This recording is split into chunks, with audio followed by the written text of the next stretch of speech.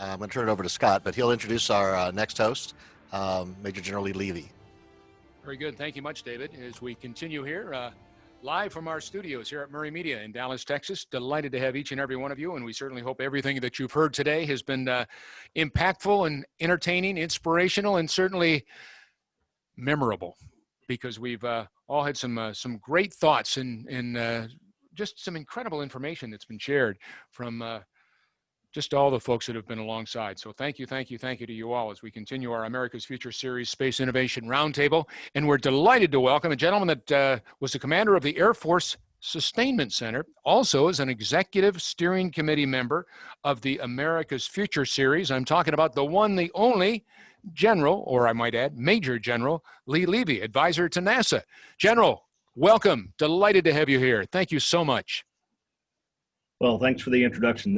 Probably a little more grandiose than I would. Well deserved. Before we get started, I think it's really important to say thanks to David Hamilton, to you, to the entire America's Future Series and our sponsors for putting this on. If you're just tuning in, welcome. If you watched some of the previous sessions, you've seen what a rich diversity of guests and thoughts and questions that we've had. It's been an amazing afternoon, and we'll absolutely continue in that vein with the guests that we have here this afternoon in this roundtable that I'm lucky enough to host. What I'd like to do with my panelists' indulgence and with the audience's indulgence is I'll just very briefly step through a little bit about their background, and then we'll move into some of the Q&A, because that's really where I think the richness of the conversation and the context really lies.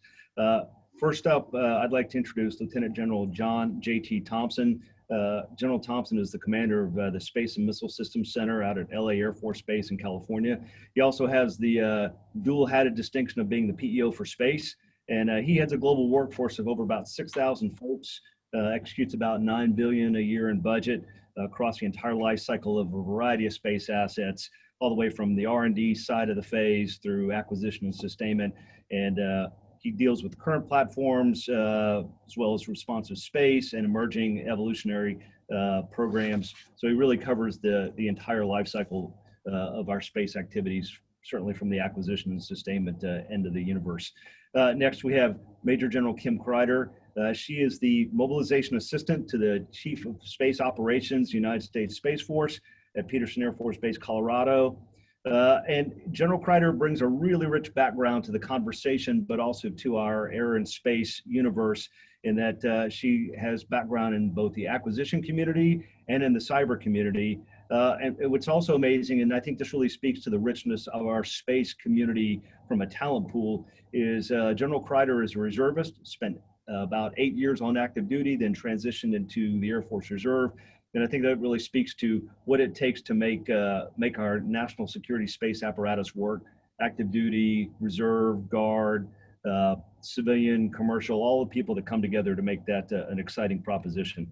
And then, of course, we have Ms. Erin Miller, who is the Vice President of Operations for the Space Information Sharing and Analysis Center. A lot of words, often referred to as the Space ISAC, at the National Cybersecurity Center in Colorado Springs.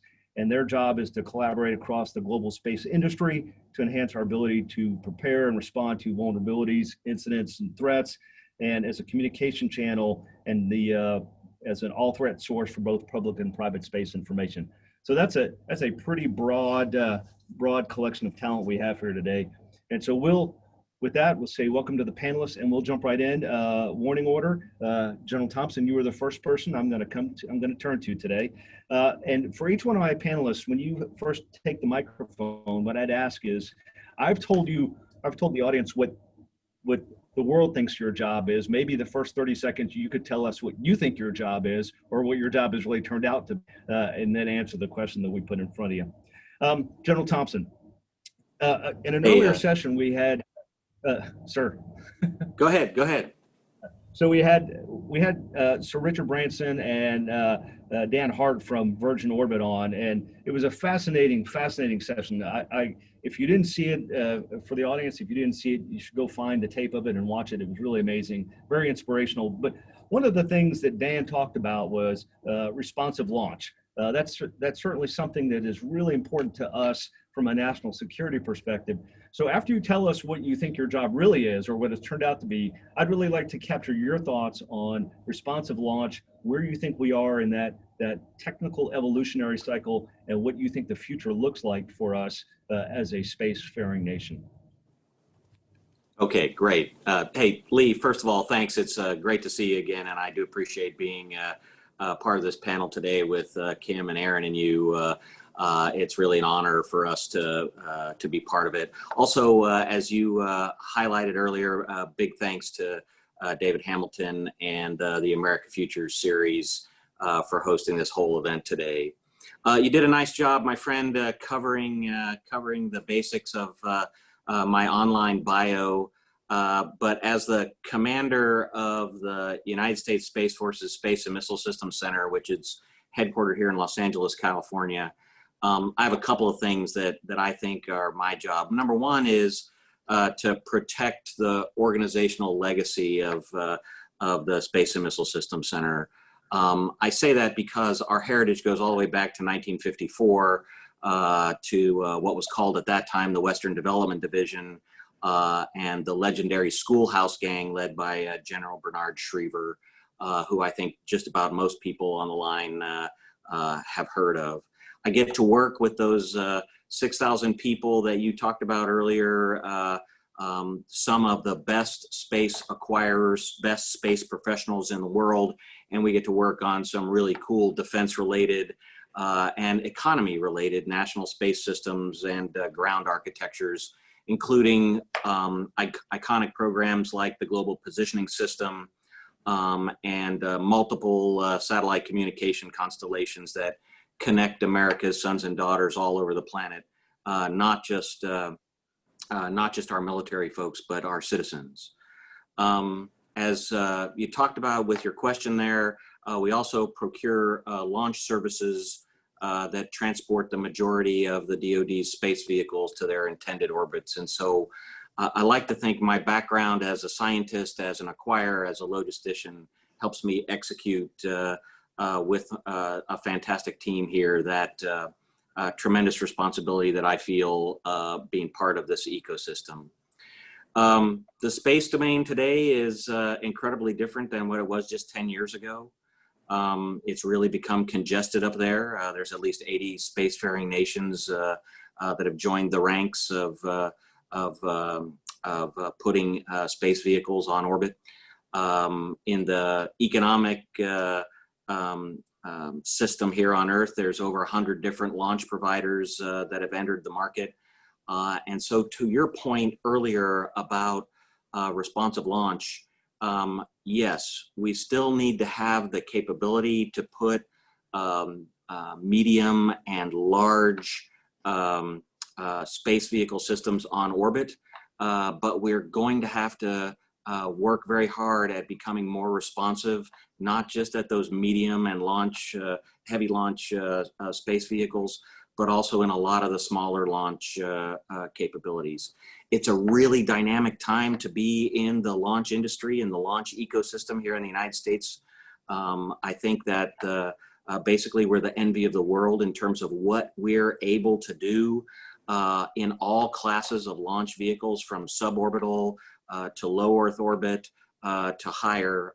There's just some amazing capabilities that are coming along, and being able to schedule those launches in less than 2 years, being able to decide that you want to put a space vehicle up on orbit within a couple of months, or maybe perhaps someday a couple of weeks, is something that we're working very hard at being tactically responsive, not just from a military perspective, but from a resurfacing perspective for proliferated LEO constellations and things like that. Unfortunately, Lee, the domain has become contested, not just congested, as I mentioned before. Some of our adversaries around the planet, like Russia and China, have demonstrated both offensive and aggressive capabilities on orbit, including the flyby last December of a Russian satellite against a US satellite that was very much highlighted in the news. And then the test of what appeared to be an on-orbit kinetic weapon by that same satellite this past June.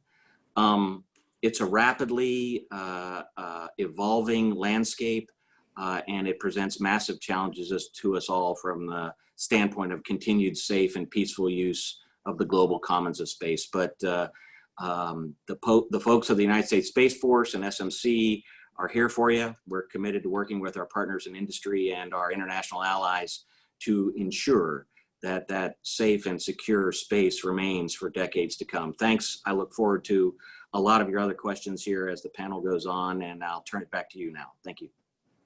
Thank you very much. Definitely a daunting challenge you have on your hands as it becomes more contested and congested. The nation's lucky to have you in the chair. We are indeed. General Crider, I'd like to turn to you next, if you don't mind. And I didn't read this in your bio when I made your introduction, but I'll bring it up now. I read somewhere along the way that said that you were in charge of creating a digital force as part of the stand-up of the Space Force. And when you say to 10 folks, what does that mean? Creating a digital force or digital capabilities? You'll probably get 12 different answers. What I'd like to get is maybe your answer, as well as what you think your job really is, or what you might tell your grandmother if you were explaining it to her. And then we'll just take it from there. And then additionally, if the other panelists have something that they want to chime in on through any of these conversations, please feel free to come up on the microphone, and we'll talk through all of these. So General Crider, over to you. Great. Thank you so much, Lee. It's really good to see you again. And thank you to the America Future Series for having me. I joined General Thompson in expressing our gratitude to have the opportunity to be part of this panel. This really is neat. I got to sit in on a little bit of the last session, and it really was a very dynamic conversation. I learned a lot and heard some really interesting things about innovation and what some of our industry partners are doing, which is really cool. So in the way of introduction, a couple finer points on my bio.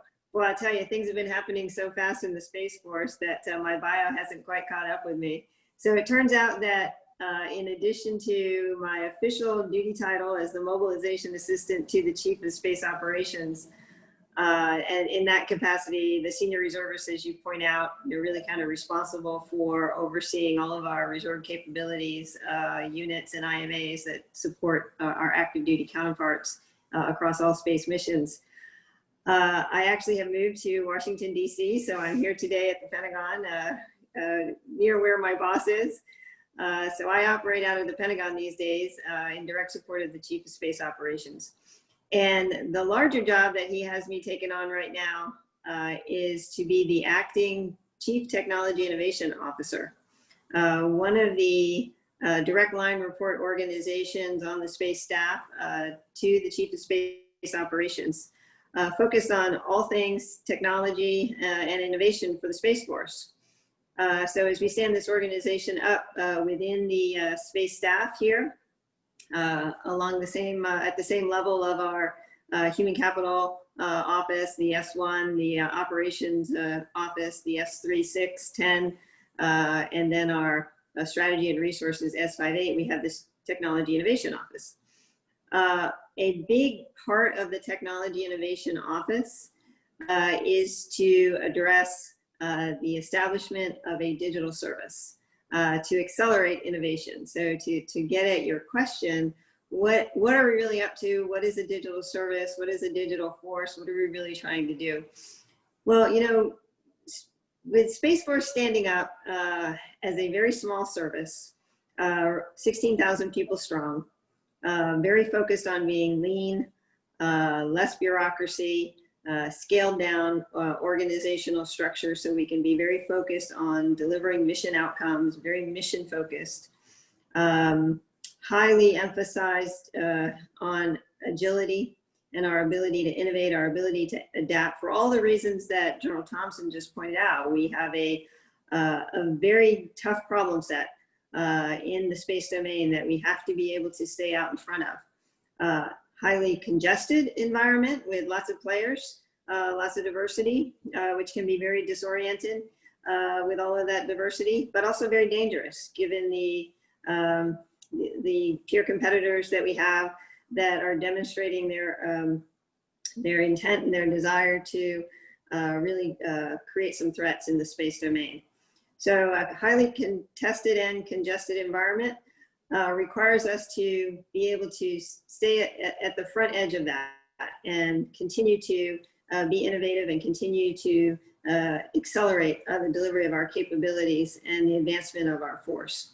The best way we know how to do that as a small service, the best way we know how to beat scale is to be able to innovate very quickly and be able to accelerate our OODA loop, if you will. Observe, orient, decide, and act faster than our adversaries, faster than our competition. And so being digital, we think, helps us do that. Being digital to us starts with, first of all, having a digital workforce, having a team of folks, military, government, civilians, as well as contractor and industry team members who can all speak the language of current modern day digital technologies and software development, who understand what it means to focus on users and mission outcomes as we're developing capabilities, to iterate our capabilities, to be able to experiment and learn as we go in a very iterative fashion and accept risk in the process, but know that we can advance our capabilities through a very focused, agile approach. It's about being able to speak cogently about the importance of cybersecurity and how we build in cybersecurity throughout all aspects of our space environment, on the ground, in the link segment environment, as well as on orbit. It's about being able to apply those digital skills and that digital fluency in the work that we do, not only in our mission operations, our ability to rapidly analyze and understand the domain using artificial intelligence and machine learning to assess the domain very completely as possible and pull that information into our command and control systems for more robust decision-making options as part of an all-domain, joint all-domain command and control force, but also in our business functions and being able to apply our digital knowledge, our digital tools to be able to streamline our business processes. Again, being very lean, being very focused on not having stovepipes and being able to share information very rapidly, being able to use data analytics to make decisions and bring those decisions forward.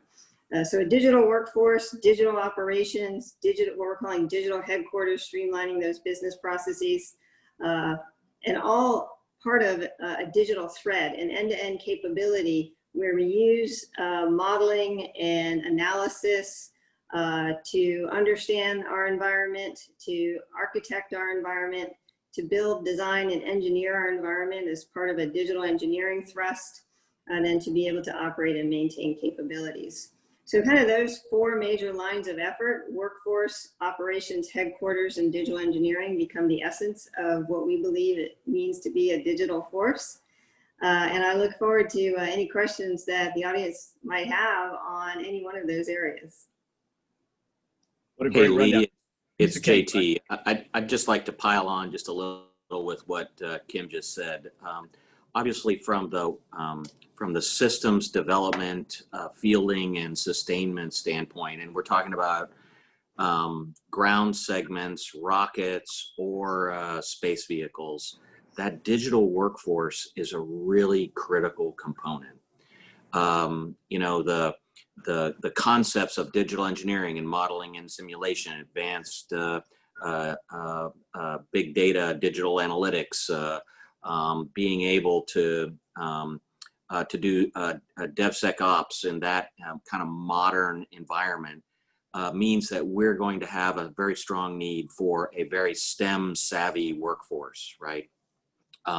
We don't disvalue people who get degrees in English and business and other things like that, but as a service, I think that the space ecosystem will demand a more STEM savvy modern workforce that understands the principles of engineering and science and orbital mechanics and dynamics, software coding, things like that. And so it's a really exciting time to be part of the Space Force, as Kim and I get to see every day with the Chief of Space Operations and the entire leadership team, looking at innovative ways to bring more technically savvy workforce in ways different than what the Department of Defense has traditionally done is something that we're definitely looking at. And I'm sure that you all will be impressed here over the next couple of years in how aggressive we are about doing that.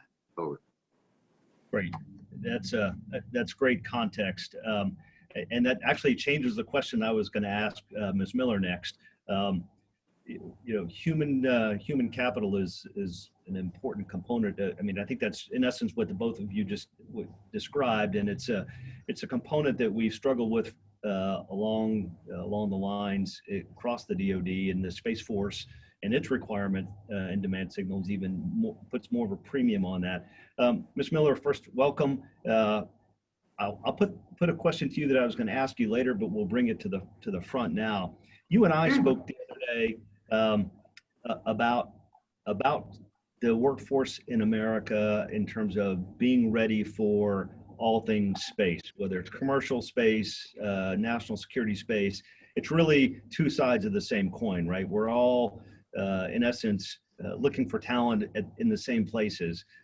I'd like to say welcome and hear your thoughts from an ISAC perspective.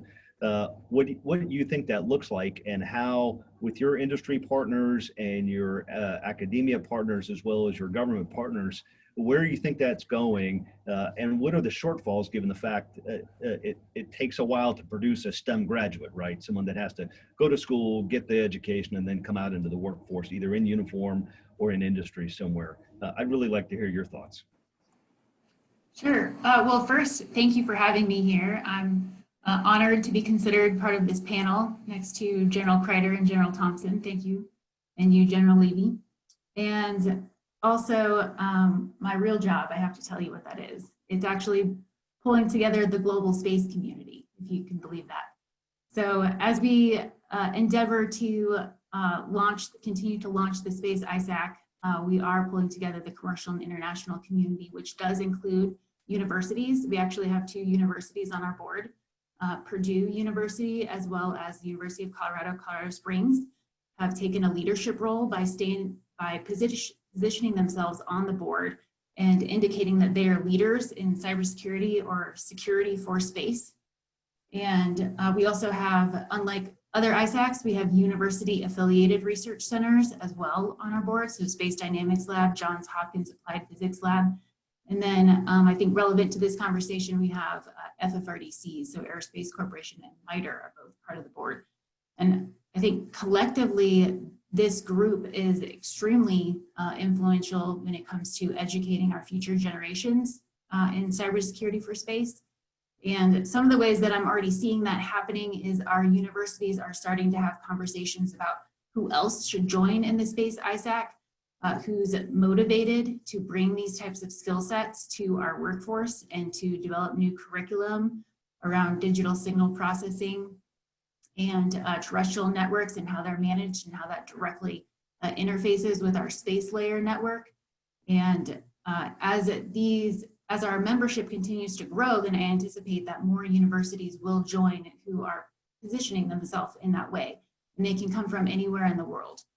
But our 2, I can't really speak for Purdue and University of Colorado on this topic, but they are on the board and they're setting the direction for where we go. As far as the local community that I'm a part of and experience every day, I can say firsthand that there's an enormous amount of effort that's being placed on educating K through 12 in cybersecurity, and then educating higher education, so typical higher ed students, and then the workforce at large. So Space ISAC, we will, just by virtue of our programming that we're going to offer, access to analyst working groups, access to our Space Policy Directive 5 task force that we just stood up. These types of interactions will raise the bar for cybersecurity understanding as it relates to space, and normalize it essentially, because where we're going, then there can't be conversations that are just about cybersecurity education without including space. They are the same. Now we need to add additional training and education components, of course, that acknowledge that. And we're even looking at doing that at the K through 12 level here at the National Cybersecurity Center. And the reason why we're able to have that conversation is because we have the Space ISAC sitting side by side with the Student Alliance. So the National Cybersecurity Center Student Alliance trains teachers across various school districts. It's partnered with the Cyber Patriot program, which I'm sure many of you are familiar with. And so we're able to reach a very broad group of individuals. So we're looking at developing exercises or capture the flags that would be for K through 12 that are going to train them or promote awareness around cybersecurity for space. And we also have an election program here to secure the vote. So can you imagine if you have someone voting from the ISS and then down on the ground, they're looking at the capabilities that it took to be able to connect the network to make that transaction occur, the connection to GPS and PNT, et cetera. So the experience for students could be very eye-opening. Indeed, it takes quite a while to produce that cyber graduate or that STEM graduate that we all need. And it's not just a national security imperative for us, it's a national economic competitiveness imperative for all of us. So thanks. That changes my thinking on how I want to order these questions. So Kim, I'm going to come back to you for a minute and kind of take us down this digital road, this cybersecurity road, just a little bit further, in the sense that, as we, the nation is launching thousands of things into space. Space Force has some aspirational goals for things it wants to have. All of that's enabled by, through, and with on cyber. Maybe have you share with the audience your thoughts on what that looks like from a cybersecurity perspective, and what's new and innovative that you could share with us in that vein. And then, thanks. Sure, happy to. So some of the things that we've been doing in the Space Force to really get after the cybersecurity threats in new and innovative ways have much to do with how we're organized. When we stood up the Space Force, many of you may have read in the news that we stood down our space wings and we stood up what we call space deltas. Space deltas are essentially our 06 level organizations that are focused on very specific mission sets and mission areas. One of the space deltas that we stood up within the Space Force, which is very unique, is a cyber delta. A wing level organization, if you like, very much focused on cyberspace operations in support of space. And this is the first of its kind for a particular service to have this kind of organization that works side by side, hand in hand with its other mission partners across the space mission sets, anything from orbital warfare to space electronic warfare to missile warning to ISR, having a very specific focus on cyber operations as an organizational entity. It is really a unique area, and it is an area where we want to continue to innovate solutions and capabilities and digitalize, if you will, how we conduct our cyberspace operations through the use of tools that will allow us to continuously monitor threats to all segments of the domain, as I talked about, on the ground, in the link segment, and on orbit, to look for, through big data analysis, to look for potential correlations of cyber threats that we might see, or cyber events, I should say, that we might see related to space events, and what does that look like? And to be able to essentially command and control our cyber responses to potential threats to our space assets and to our space operations. So I think those are some unique areas. We are one of the leading, we are in the leading end of standing up what we call our mission defense teams as part of this cyber delta, the teams that actively protect our space weapon systems and really understand the cyber terrain, if you will, of those space weapon systems and where those threats could occur, and they are active defenders from a cyberspace perspective of those weapon systems.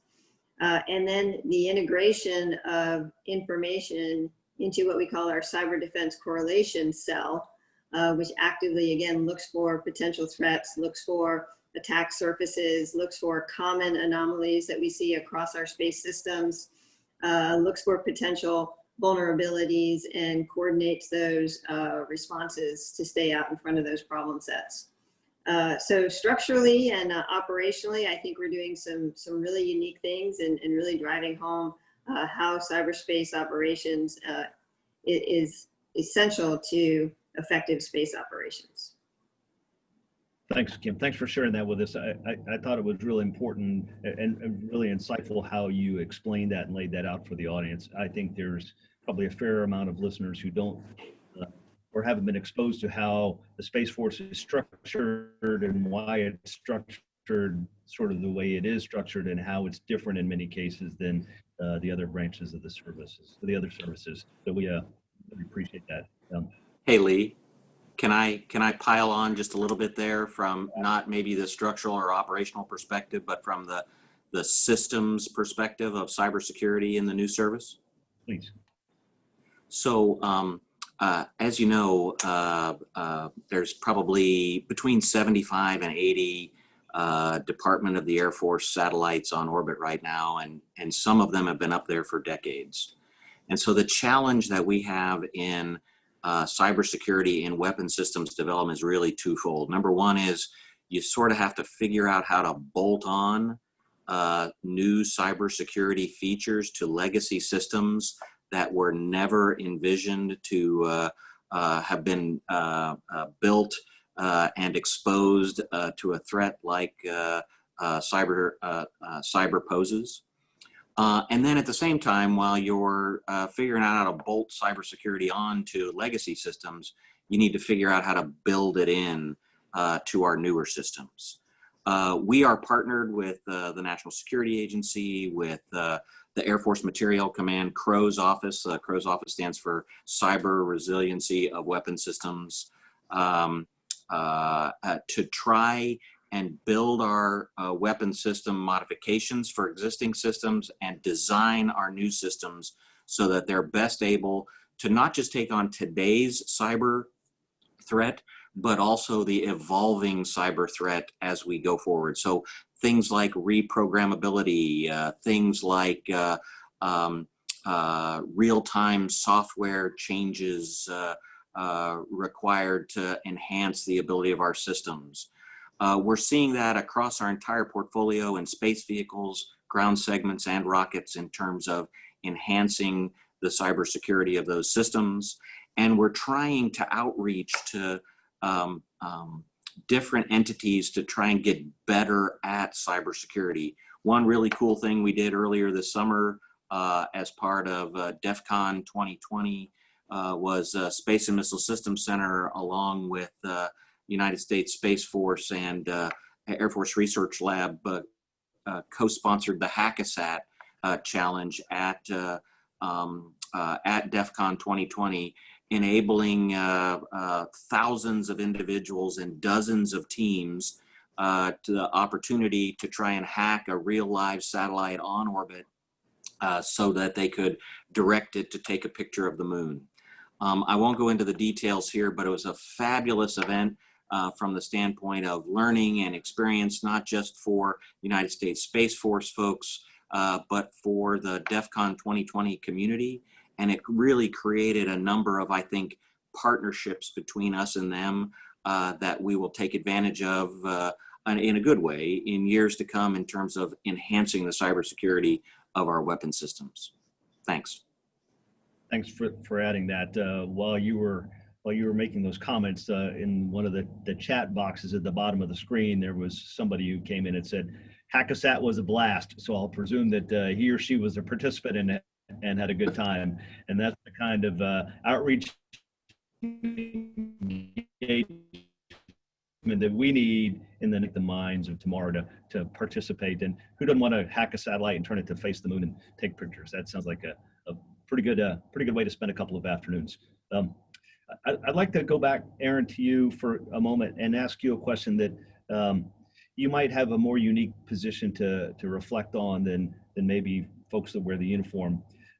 As we see space becoming more congested, more contested, more commercialized, one of the things I've heard from many people I interact with from the NASA Advisory Council is that as a nation, our space policy isn't quite in sync with some of the things we'd like to do, both commercially and perhaps militarily. And we'll leave that part of it for the military part for another discussion directly. But from your perspective, I'd like to know from an ISAC chair, what space policy things do you think we're either ahead on or behind on as we look at this increasingly contested and congested area?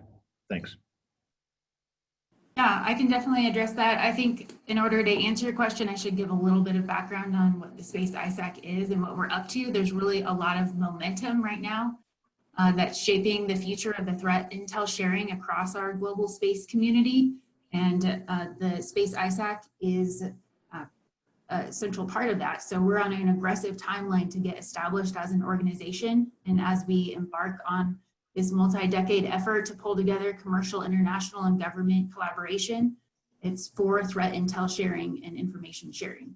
And so to your question about whether or not the policy reflects this, I think we're on track, although there's a lot of room for growth. So where we're going is we are signing our formal information sharing agreement with the Department of Homeland Security, the Cybersecurity and Infrastructure Security Agency. And we're looking forward to modeling other agreements with other agencies after this one that we're establishing with DHS, so we can have formal information sharing agreements with entities like the Space Force and others. And Space ISAC was formed to bring together members that represent across the defense, the IC, commercial and international critical infrastructure sector. And we're unique compared to other ISACs. And as our membership and board of directors, our traditional defense commercial space, we have, I mentioned, universities, UARCs, FFRDCs, and international entities on the board and as members of the Space ISAC.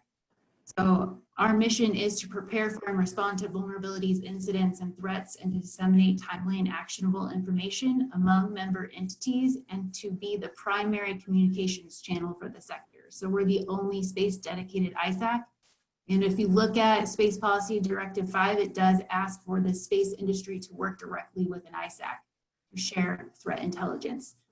And in our highly connected world, then we're going to have to take a global approach. I know that current US space policy, including SPD 5, does mention bringing together different global entities to conduct information sharing. So we are talking to partners in the UK, Japan, France, Germany, and we're expecting to form formal information sharing agreements with them as well. So when we look at the trajectory of the space economy and where we're going by 2040, you know, $1 to $3 trillion, depending on who you're talking to that day, then we're going to have to be very comprehensive in our approach to include member entities that specialize in launch, communications, vehicles, space systems, payload, cloud and data processing, and cybersecurity. And since our general membership is open, it opened in May, then we have been receiving applicants into the Space ISAC, so we can follow through on this commitment to conduct global information sharing. We'll have probably 25 members by the end of the year, and ultimately we're looking to have 200 members. And you know, the sky's the limit. Actually, space is the limit, because we have some past track records from other ISACs. The FS ISAC has 7,000 members. So is there any reason to believe that space would stop at 200? I don't know. But the vetting process that we're using is ensuring a trusted community, which can only exist in an ISAC. So this trusted environment of information sharing allows for sharing to occur that means members can share alerts, incidents of compromise, and notices to the industry that they might not otherwise share. We have antitrust laws that companies may fear they're violating, but in an ISAC, you don't have that concern. It's been alleviated by the PPD 63 that allowed ISACs to stand up. So with all of the space information sharing or the information sharing agreements that we're forming, they're all for the purpose of being an operational organization that supports analysts and operators to make good decisions to impact humans on the other side of these decisions that are being made, and to educate their managers or spread awareness to their managers and executive teams and raise the cybersecurity posture of the global space industry. So to answer your question about is policy on track, well, policy is allowing this to take place. And what's going to happen as a result of it is that we're going to have a dynamic information sharing between the public and private sector. So therefore, in theory, that means that there would be a different type of regulation that would occur with being strongly informed by the private sector and these members of the Space ISAC. Great, thanks. And that's one of the points that's important to highlight here is that relationship between the ISAC and its members and the national security space, and how they're complementary, not confrontational. So thanks for sharing that. And Yeah. Since the Space ISAC is relatively new in the ISAC universe, so to speak, it's important that our listeners understand that and glom onto that, because that's a real powerful tool for us as a community. So thank you. General Thompson, I'd like to take you to a different place now. I'd like to transport you a little bit out into the future and put on your industrial base and sort of economics hat for a minute as the acquirer. The Space Foundation in their last space report said commercial space grew to approximately $337 billion in 2019, with commercial space revenue representing about 80% of the global space economy. Those are some pretty big numbers, no matter how you look at it. But the fact that 80% was in the commercial piece of the space economy, that has some potential national security implications. With your acquirer hat on and your PO hat on, how do you see that playing out in the space that inside of your charter? Yeah. There was a time in the past, Lee, when you could count on the Department of Defense representing 70 to 80% of the R&D investment across the U.S. industrial base, and that time is long since passed. We are probably less than 30, maybe only about 20% of the real R&D across the country, and so therefore we really have to embrace more of the commercial model of investment. You quoted some great numbers there, just in the standpoint of space perspective. I think if you listen to the space capital folks, many of you may be aware of them from their former name, Space Angels. They'll tell you that since 2004, money has been invested in significant quantities to the numbers that you talked about earlier, Lee, in 860 different space companies, and most of that's happened in the last year. The U.S. leads the world in that commercial investment in space companies with 45%. China accounts for about 29% of that investment since the 2004 timeframe. And a lot of that has gone into, in fact, massive parts of it have gone into applications that use existing space systems and the data that they create, like the PNT data, positioning, navigation, and timing data that the GPS constellation creates. So startups like Uber and Lyft, along with countless other location-based services, have successfully used data pulled from the space layer to become incredibly successful companies. And so on one hand, I'd like to say to the companies, Uber and Lyft and companies like them, hey, you're welcome, right? The GPS constellation provided that signal that you're taking advantage of from a commercial perspective. But the blue dot that's generated on Apple Maps or Google Maps or whatever, that blue dot is courtesy of the Department of the Air Force's GPS constellation primarily. And so That's awesome. But like I said, that's just one part of it. The other part is, okay, with all of that investment in commercial space, how does the Department of Defense, get on that train and ride it as opposed to just trying to drive it, right? Where are there opportunities out there that we can take advantage of from a national security or a national economic perspective? And so SMC has been doing a lot of outreach and engagement with new space companies and startups. I'm sure many people are familiar with our Space Enterprise Consortium, 420 plus member strong consortium of businesses, everybody from the big traditional defense partners to non-traditional partners like academia and small business. That Space Enterprise Consortium has been growing over the last couple of years. 75 different prototyping contracts awarded, worth more than $800 million. Of those 420 members that I talked about, over 330 of them fall into what we would call non-traditional, not typically oriented in the defense sector. So we think SPEC is reducing their barrier to entry and also providing a great information exchange across more than 400 companies about what the Department of Defense is interested in from a space perspectives capability. That vehicle is another transaction agreement. We can get on contract in 90 days or less using it. We've proven that over and over. And later this fall, we look forward to awarding the follow-on contract to the Space Enterprise Consortium, other transaction agreement, which we are calling SPEC Reloaded. And that will be a very high ceiling, multi-year contract that will enable us in the Department of Defense with our partners to award prototyping contracts really over the next decade. Another area that we've tried to outreach to commercial startups and smaller companies that many of you are familiar with is the Space Pitch Day that we held last November in San Francisco, where we awarded $46 million worth of contracts to 30 companies who pitched their ideas to a panel of space and acquisition experts.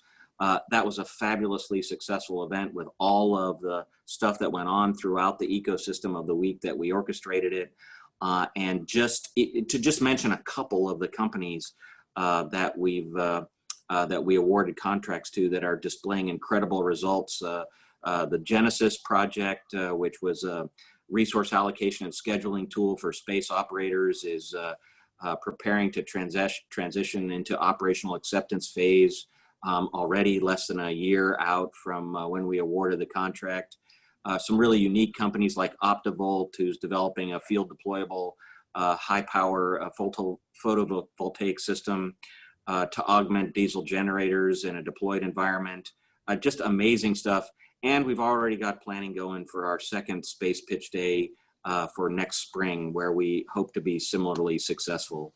The bottom line is we're doing everything we can to reach out to new space, to startups, to people we haven't worked before, looking for those capabilities that we can add to the national security space system, but also looking for those things that are game changers with respect to the United States of America. Great answer. Thank you for. I'd love to add to that if you don't mind. Please. A lot of the programs that you have helped establish and led the way on, including like the Catalyst Space Accelerator and others that I'm very familiar with from my prior role establishing some of those new programs. They really are focused on giving small startup companies that are taking advantage of the low barriers to entry access to the market.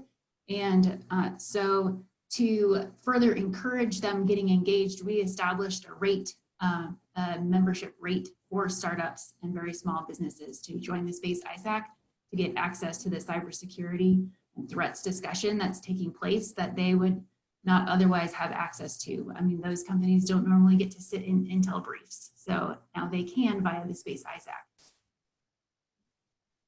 Great, thanks a bunch. And that was a very rich discussion because some of the chat, some of the Q&A that's riding up along the screen is about innovation and how do we do that and how do we do it better, faster. It's always a common tension that we experience in this universe. Kim, I'd like to circle back to you for a minute and ask you, talk a little bit, and this comes from one of the questions from someone in the audience, a little bit about your thoughts or what Space Force is thinking about space traffic management and transparency, and how do you see that playing? I mean, it used to be all we worried about was things going left and right. Now we worry about things going left and right and up and down. And there's a lot more of that happening than ever in the past. Sometimes that's a good thing, sometimes it's a bad thing, but there's always a national security angle to that. And as we, from a national policy and a global security apparatus, wrestle with that, I'd like to get your thoughts on space traffic management. Sure. So, space traffic management is a really interesting topic. For those of you that have been kind of keeping up with the Space Policy Directive 4 actually came out over a year ago and talked about space traffic management, and ultimately that the Department of Commerce would take on the role for space traffic management. We're still kind of moving in that direction. But the whole idea behind space traffic management is that we have a lot of stuff up in space, as General Thompson and I talked about earlier. Some of that stuff is debris. There's quite a bit of debris up in space as well. And so with all of the objects that are up there, how do we safely manage and maneuver our satellites and the assets that we're concerned about to ensure that they are free from harm, number one, and can maneuver very easily throughout the domain in the different orbital regimes in which they operate. And then we also can make a determination between what's traffic and what's not, and what's threatening. On the space traffic management side, we've been doing it for a long time. We have been, really from a Department of Defense perspective and a United States Air Force, now United States Space Force perspective, building out the space catalog that really captures what all those objects are up in space. We track all the objects in space. We know where they are. We catalog where those objects are. And that is a function that we have performed and we will continue to perform. And as Department of Commerce stands up its ability to do the traffic management function, we will still be responsible for publishing that space catalog itself. The space catalog is foundational to not only knowing what objects are up there and where they are, but becomes a basis for, as we collect more data and information about the objects in space and what they're doing, we can begin to discern where there might be emerging threats, whether those threats be malicious threats or just some sort of an accidental threat that we want to make sure we can avoid. So space traffic management quickly evolves into space domain awareness from our perspective. And one of our core mission areas, one of our space deltas, as a matter of fact, very focused on space domain awareness and evolving from that cataloging function to more of that threat monitoring, threat detection, indications and warning kind of a function to really be able to perceive everything in the domain and be able to know when something might be happening that we need to be concerned about. So hopefully that helps answer the question. Great, that's exactly what I was hoping to share with the audience.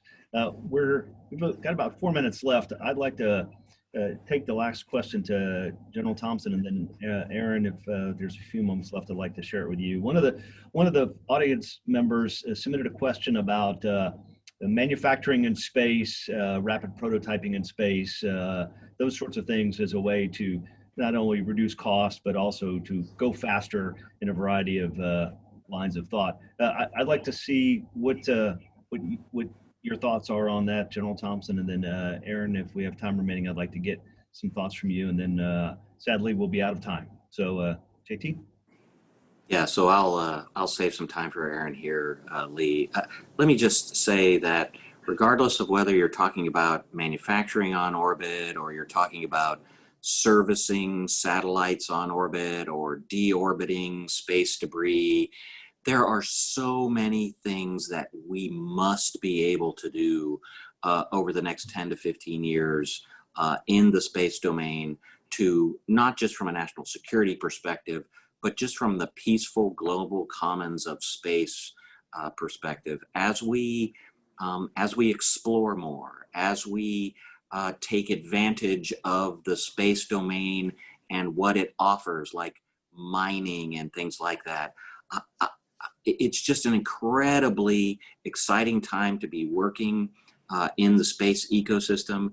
And we're really at an all hands on deck moment where we have got to take advantage of these things so that we can, make humankind continue to grow, right? It's just really cool, all the different ideas and things that are going on in the space domain that we have to figure out how to take advantage of to make life here on Earth so much better. Over. Great, thanks for sharing that. Erin, I'd like to give you a few minutes to see what your thoughts are on that.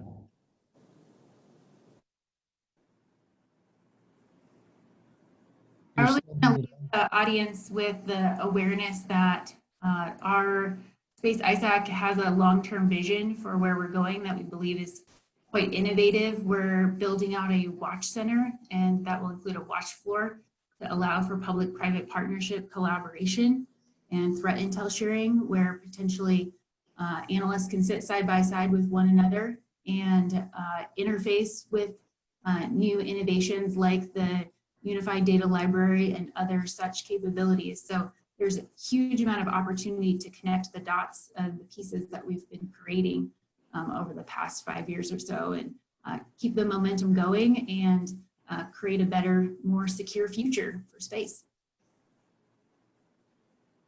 Thank you. I think at the risk of overrunning us too far, I'll, because I had a whole list of questions, and JT, this is your lucky day because the next one was on the cislunar economy. So we'll save that for another day. But I would be absolutely remiss if I didn't say thank you to all of you. Ladies and gentlemen in the audience, what we have on the screen with us today are three national treasures, thought leaders, people who are willing to put their life on hold in order to make our nation more secure and more prosperous. And so as the audience lays their head down to go to sleep tonight, they should sleep well knowing that we have folks like General Thompson, General Crider, and Ms. Miller at the ready, taking care of the nation's business. So again, thanks to all three of you. I very much appreciate it. I know the America's Future Series team appreciates it. Hopefully you can join us here in a while for the Q&A for the folks in the audience who didn't get a chance to get their questions addressed. As you know, there are always more questions than there is time. That's always a curse of having such talented panelists. But I, for one, am very grateful that you agreed to do this. And so I'll close with a simple thank you. Thanks, Lee. Thanks, Lee. This is Harry Radke. If I could just chime in real quickly, as a co-host with General Levy today, this panel and our entire day has been absolutely fabulous.